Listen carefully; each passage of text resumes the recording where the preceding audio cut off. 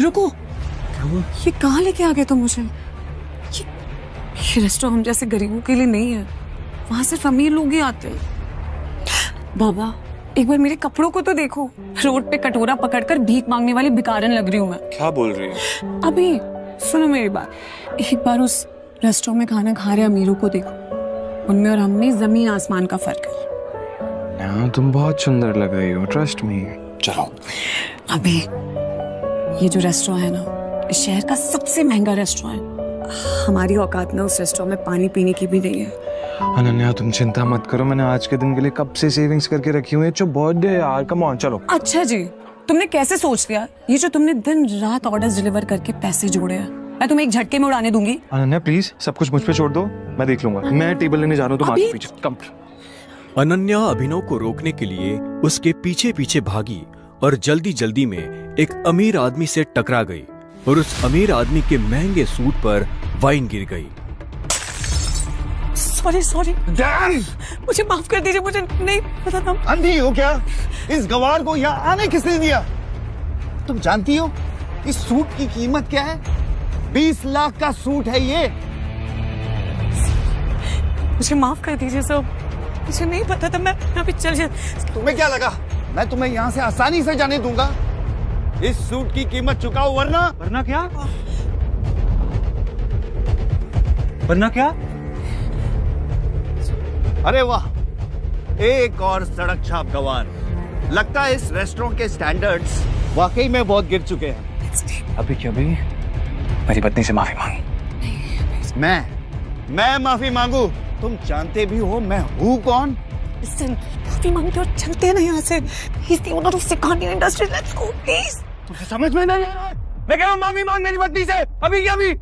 वरना कहीं ऐसा ना हो तू इस दिन के लिए पूरी जिंदगी बचता है। अभिनव की बात सुनकर वो अमीर आदमी गुस्से से तिलमिला उठा। पूरा रेस्टोरेंट उसे देख रहा था। मैं इस शहर का सबसे बड़ा हीरा व्यापारी हूँ। अमीर से अमीर लोग, मंत्री, संतरी, सब मेरे पॉकेट में रहते हैं। मैं चाहूँ ना, चुटकी में तुम्हारा नामो निशान मिटा सकता हूँ। पर अगर मैंने चुटकी बजाते ही तेरे पूरे बिजनेस का नामो निशान गायब कर दिया तो? जब तक वो आदमी अभिनव की बात समझ पाता, अभिनव ने अपना फोन निकाला और किसी को एक मैसेज भेजा।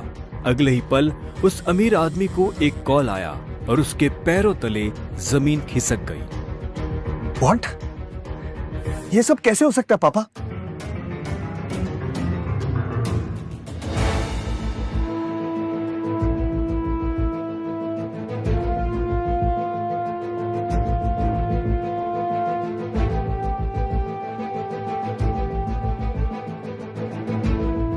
तुमने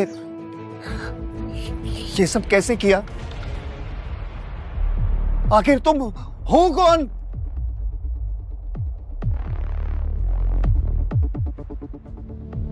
अभिनव एक घर जमाई था और अपने ससुराल के सभी छोटे बड़े काम किसी नौकर की तरह करता था। लेकिन आज उसे किसी से मिलने जाना था और उसकी सास शर्मिला को ये मंजूर नहीं था। अरे ओ निठल्ले जमाई, यहाँ पैर दबा, बहुत दर्द हो रहा है। सासू माँ, मुझे कहीं जल्दी पहुंचना है, मैं आके आपके पैर दबा दूंगा।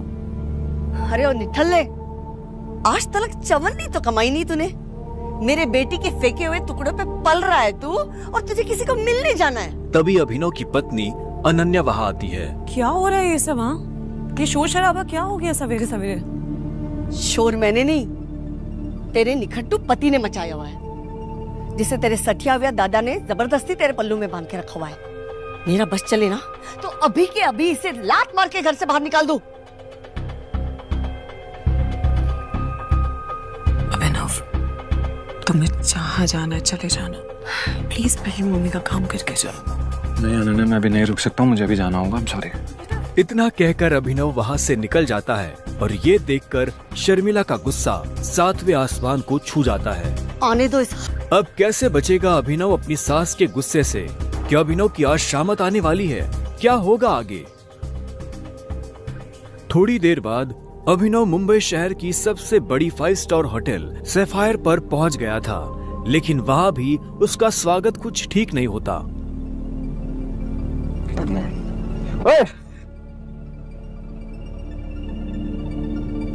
ओ गरीब, जेब में चवन्नी नहीं है, इस होटल में क्या खाना खाने आया है? अबे यहाँ का पानी खरीदने में भी ना तेरा घर चला जाएगा, समझा? चल निकल यहाँ से। अभिनव के चप्पल घिसे हुए और शर्ट फटी हुई थी। वो होटल के अंदर जाना चाहता था, लेकिन होटल के गार्ड्स उसकी परछाई को भी होटल पर पड़ने नहीं देना चाहते थे। होटल के मालिक अकरम से मिलने आया हूँ। क्या कहा बे तूने? अकरम साहब से मिलने आया है? अबे तू जैसे आदमी से ना हमारे अकरम साहब बाथरूम भी साफ ना कराए, समझा?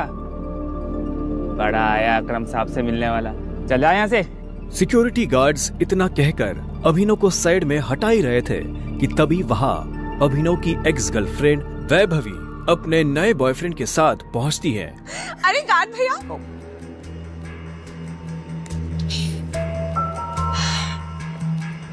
इन गरीबों को ऐसे नहीं भगाते भैया।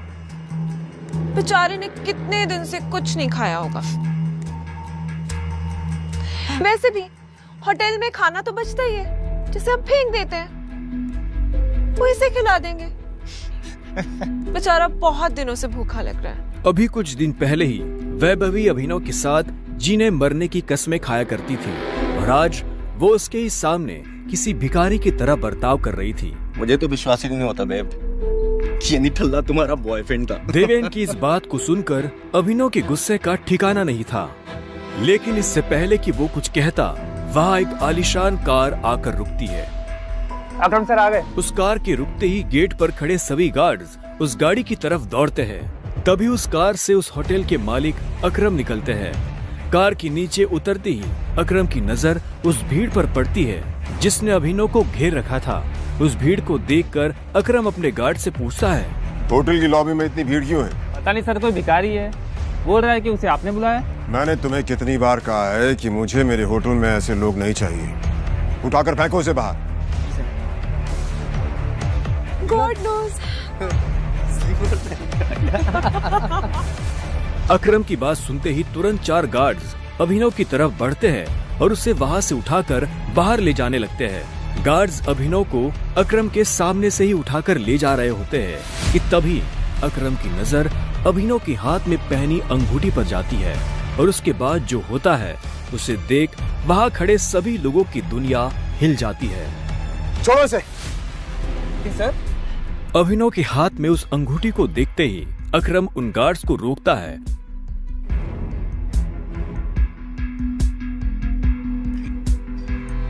टाइगर। और उधर करोड़पति अकरम अभिनव के पैरों में गिर जाता है।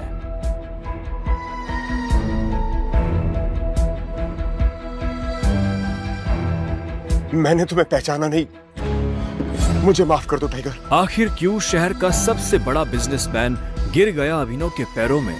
आखिर उस अंगूठी का क्या राज था? क्या वो राज सबके सामने आ पाएगा?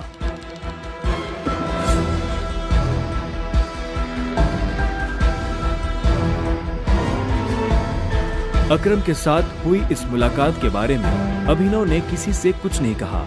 अगली सुबह जब अभिनव अनन्या को टिफिन देने उसके ऑफिस पहुंचा तो उसने देखा कि ऑफिस में भगदड़ मची हुई है। फिर भी वो कानों में हेडफोन्स लगाकर अपनी धुन में मस्त था। भगदौड़ की वजह हाल ही में ब्रेक हुई न्यूज थी। ब्रेकिंग न्यूज, सिंह इंडस्ट्रीज की दिशा बदलने के लिए ये टेंडर आखिरी उम्मीद। मार्केट में इस खबर से सिंह इंडस्ट्रीज के शेयर में आ रही है भारी गिरावट। अनन्या सिंह अपनी कंपनी की डूबती नाव को कैसे संभालेंगी? Guys, the situation doesn't look good. ये हमारी आखिरी उम्मीद थी सिंह इंडस्ट्रीज को रिवाइव करने की। चिराग अनन्या का दोस्त और बिजनेस पार्टनर था। दादाजी के गुजरने के बाद बिजनेस को संभालने के लिए अनन्या ने चिराग को अपना पार्टनर बनाया था। वैसे तो उसे अनन्या का लाइफ पार्टनर बनना था, लेकिन अनन्या के दादाजी ने मरने से पहले जबरदस्ती अनन्या की शादी एक गरीब डिलीवरी बॉय अभिनव से करा दी थी। अनन्या बिल्कुल खामोश अपनी कुर्सी पर बैठी थी।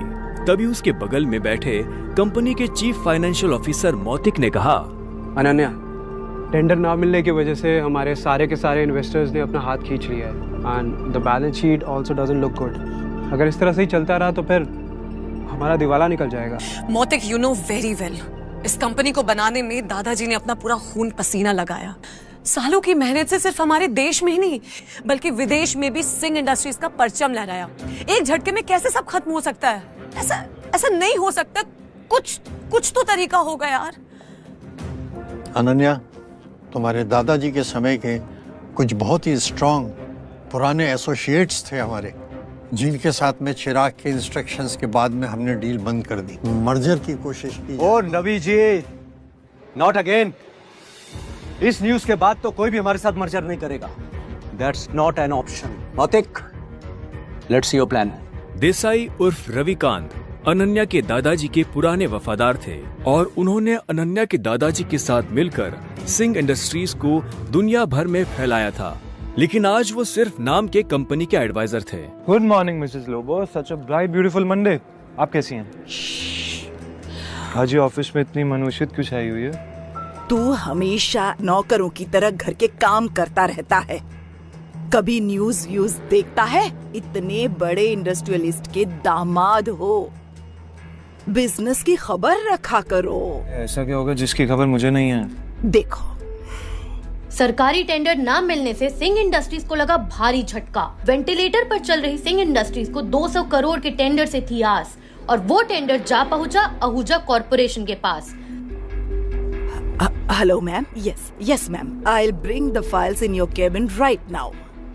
लोबो, अनन्या कहाँ है? मुझे डिस्टर्ब मत करो, मुझे अनन्या के पास जाना है। I need to meet her right now। कहाँ है अनन्या मैम? अभी तुम घर जाओ। आप कहाँ जा रही हैं? कॉन्फ्रेंस रूम में। Thank you Mrs Lobo. अभी नहीं। अनन्या, मुझे आज की क्राइसिस के बारे में तुमसे बहुत जरूरी बात है। अभिनव को इस तरह देखकर सभी लोग हैरान हो जाते हैं। सबको बखूबी पता था कि अभिनव सिंह परिवार का एक नाकारा घर जमाई है। अभिनव, गेट आउट। अभी नहीं। अनन्या, मैं तुम्हें इस मुसीबत से, तुम सबको इस मुसीबत से निकाल सकता हूँ। मेरे पास रास्ता है, मुझे 5 मिनट दे दो बस। अभिनव का इतना कहना ही था कि तभी चिराग अपनी कुर्सी से उठा। ये कॉन्फ्रेंस रूम है। तेरी हिम्मत कैसे हुई कंपनी के मैटर्स में बोलने की? अनन्या, सबसे पहले तो इस आदमी को इस कंपनी से निकालो। जब से इस कंपनी में आना, इस कंपनी की बैंड बज गई है। Ananya, take your own decisions. Chirag Abhinav को कॉन्फ्रेंस रूम के बाहर धकेल देता है। सिक्योरिटी, उठा के फेंक दो इस आदमी को बाहर। लोगों को अभिनव की हालत पर तरस आने लगता है और वो चिराग से रिक्वेस्ट करते हुए कहती है, sir, I will take care of this matter. You can go inside for the meeting. अच्छा, आप फाइल्स लेके आई हैं? यस। दीजिए मुझे। गुस्से में लाल चिराग वापस कॉन्फ्रेंस रूम में चला जाता है। Leave him.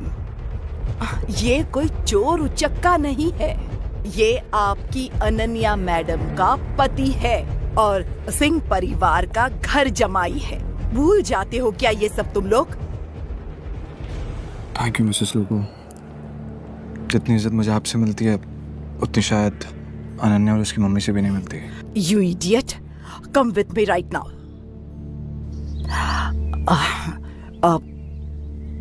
तुम नीचे बड़बड़ा रहे थे कि तुम कंपनी को क्राइसिस से बाहर निकाल सकते हो। कैसे तो अभी मुझे नहीं पता मिसेस लोबो, लेकिन मुझे कुछ भी मदद करने के लिए पहले कुछ इन्फॉर्मेशन चाहिए होगी, उसके बिना I'm हेल्पलेस। कैसी इन्फॉर्मेशन? मुझे इस कंपनी के इन्वेस्टर्स की डिटेल्स चाहिए, शेयर होल्डर्स की लिस्ट चाहिए और बैलेंस शीट देखनी है। उसके बिना मैं कुछ भी नहीं कर पाऊंगा। अभी तुमने देखा ना क्या हुआ, और इतना सब होने के बाद कंपनी का कोई भी एम्प्लॉय तेरी मदद नहीं करेगा तो कैसे होगा? एक आदमी है जो तुम्हारी मदद कर सकता है। कौन? रविकांत देसाई सर। वो अनन्या के ग्रैंडफादर के बहुत क्लोज थे। वो तो ठीक है, लेकिन आजकल चिराग ने सबको साइड वेस्ट कर दिया है ना। लेकिन एक बात बताती हूँ, Ravikant Desai is a chain smoker. हर घंटे आएंगे सिगरेट पीने के लिए। तुम यहाँ उसका वेट करना, उसके साथ कोशिश करना बात करने की, उसको कन्विंस करने की पूरी कोशिश करना। I am sure you can do it. Okay, अब मुझे जाना होगा। All the best.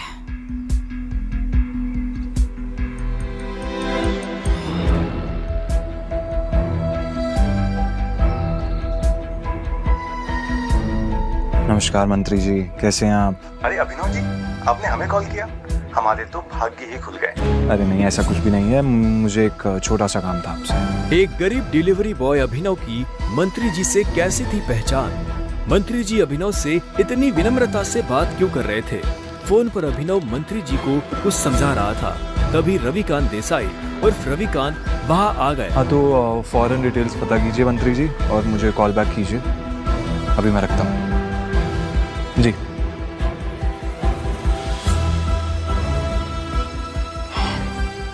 Ravikant ji, Singh industries का मर्जर एके प्राइवेट लिमिटेड के साथ कैसा रहेगा? एके प्राइवेट लिमिटेड, वो तो हमारे बहुत ही पुराने एसोसिएट्स थे। लेकिन अभिनव, तुम उनके बारे में कैसे जानते हो? इसके बाद अभिनव ने रविकांत को कुछ ऐसा बताया कि उसे सुनने के बाद उसके होश उड़ गए। उन्होंने अपनी सिगरेट वापस रखी और अभिनव को अपने साथ कॉन्फ्रेंस रूम में ले गए। अबे ओ गरीब, तू गया नहीं अभी यहाँ से? Behave yourself. अनन्या, हमें अभिनव को एक मौका देना चाहिए।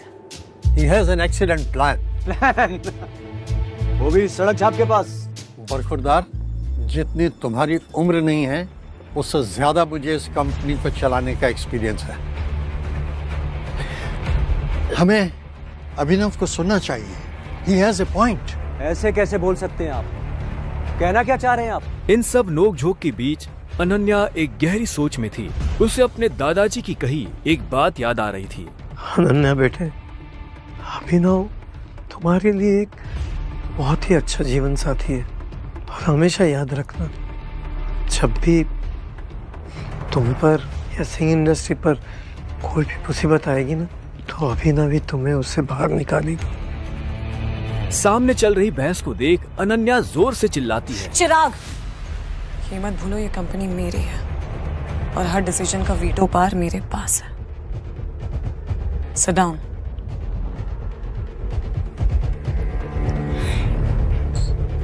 अभिनव, बैठो और जल्दी कहो। अनन्या को चिराग पर चिल्लाता देख अभिनव को बहुत खुशी हुई। रविकांत ने अभिनव को अपने बगल वाली कुर्सी पर बिठाया। बैठते ही सामने रखे पानी के गिलास को अभिनव ने एक सांस में घटक लिया। अनन्या, मुझे सबसे पहले कंपनी के इन्वेस्टर्स की डिटेल्स चाहिए होगी, शेयर होल्डर्स की लिस्ट चाहिए होगी एंड बैलेंस शीट देखनी होगी। उससे पहले मैं कुछ नहीं कर पाऊंगा। This is too much. हम ऐसे किसी के साथ भी अपने कंपनी के डिटेल्स नहीं दे सकते हैं। मौतिक, लैपटॉप पास करो। अनन्या, तुम अभी भी इस गधे की बात सुन रहे हो? लैपटॉप पास करो। Chirag, why don't you mind your language? हाँ, क्यों भूल जाते हो कि अभिनव मेरा पति है? 2 साल में पहली बार अभिनव ने अनन्या को उसके लिए लड़ते हुए देखा था।